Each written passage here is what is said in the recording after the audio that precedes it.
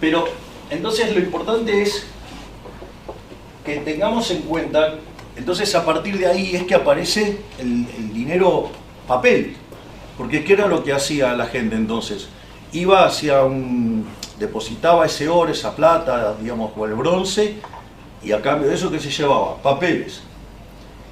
Pagaba con esos papeles y después había un sistema de clearing. ¿Cuál fue el problema? Y que alguno se avivó que podía imprimir papeles sin que estuviera el respaldo físico. Entonces empezaba a haber inflación, y cuando había inflación, la gente que hacía se daba cuenta que los estaban estafando, iban todos a buscar el metal que estuviera de reserva, y cuando no lo encontraban terminaban a los tiros. Y el Estado, que dijo, entonces lo hago yo. Y ahí es donde nos arruinaron.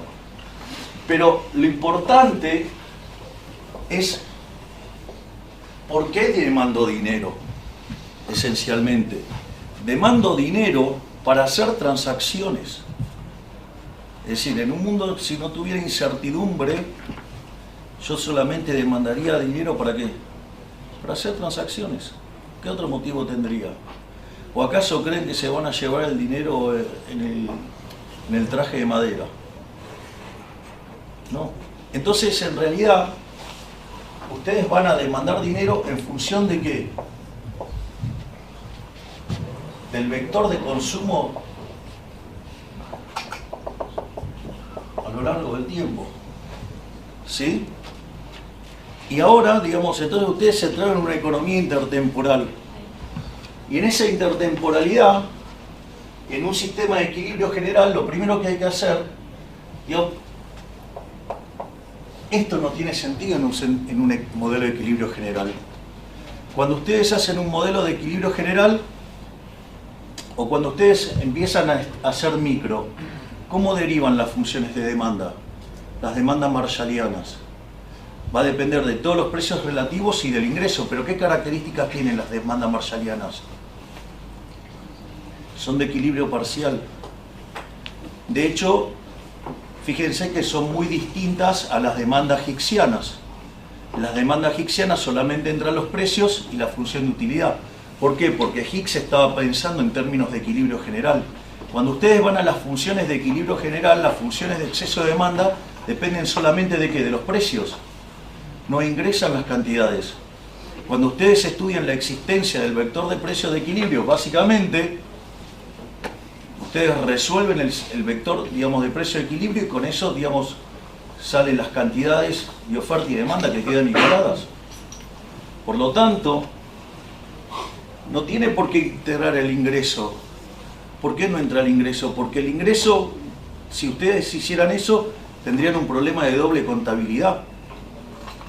¿Y por qué tendrían un problema de doble contabilidad? Porque ustedes, ¿el ingreso de qué lo derivan? De la venta de dotaciones, la más tradicional, ¿cuál es? El ocio. Y además, ustedes percibirían ingresos de los resultados de las empresas.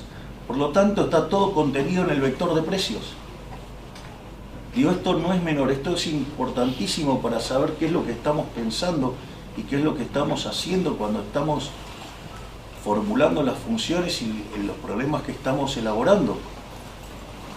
Porque entonces, si esta es una función que es una demanda espejo y estas no tienen el ingreso, lo que tienen todos son todos los precios, y además tampoco tiene la tasa de interés. Digo, vayan al libro de Debré, a la parte de, digamos, la última, que tiene mucho tiempo, y aparece la tasa de interés. No aparece la tasa de interés. ¿Qué es la tasa de interés? La tasa de interés es el precio relativo de los bienes presentes respecto de los bienes futuros. ¿Por qué, digamos, en una economía cerrada, cuando sube la tasa de interés, digamos, cae el consumo presente? Porque significa que los bienes presentes se hacen más caros respecto a los bienes futuros. Y consecuentemente, si ustedes tienen una economía cerrada, los efectos ingresos, ¿qué pasa en el agregado? Se compensan. Digo, lo que gana uno lo pierde el otro. Y consecuentemente se netean los efectos ingresos y les queda ¿qué? Solo efecto sustitución. Entonces, digo, no tienen la posibilidad, digamos, de los bienes Giffen. ¿ok? Entonces todas esas curvas de demanda tienen pendiente negativa, entonces sube la tasa, si sube el precio presente respecto al futuro, es decir, que la tasa de interés sube, si cae el consumo presente, por ende sube el consumo futuro, es decir, que si sube la tasa de interés, aumenta el ahorro. Digo, esa es la lógica. Y cuando baja la tasa de interés significa que los precios futuros están subiendo respecto de los presentes. Y si ustedes fueran una empresa, ¿dónde venderían? ¿En el mercado que vende más caro o más barato? Listo, por eso la inversión aumenta cuando cae la tasa de interés. Entonces, cada una de estas van a depender de todos los precios. Y al depender de todos los precios, ahí queda contemplado la tasa de interés y queda contemplado el ingreso, porque surge del propio sistema. Pero esta función, en el fondo, no es ni más ni menos que entonces, si está puesta así, que un espejo de lo que pasa arriba. Es decir, de lo que les pasa en el mercado de bienes. Es decir, es un espejo. Es decir, en condiciones normales de presión y temperatura, las cuales no son las que ocurren siempre, menos, digamos, que las que pasaron en Argentina, o ustedes se creen que es un chiste tener el primer presidente liberal libertario de la historia de la humanidad. Es porque nada estaba en condiciones normales de presión y temperatura. Todo era un megaquilombo atroz. O sea, si no, yo no existiría en este rol que tengo. Entonces, pero, digamos, como estamos estudiando, digamos, de dónde vienen las cosas, vamos al core. Entonces, ¿cuál es el punto? El punto es que, si esto es una demanda de espejo, esto tiene sentido que sea granítico. O sea, saquen la incertidumbre, o sea, estoy haciendo supuestos muy fuertes. Pero si no vamos al core del modelo, después cuando aparecen los problemas, si no los sabemos analizar. Entonces, lo primero que sabemos que es que esto es una función granítica, porque en condiciones normales de presión, temperatura, sin incertidumbre, todo, digo, esto se puede resolver. Entonces, esa es la característica que tiene esta función.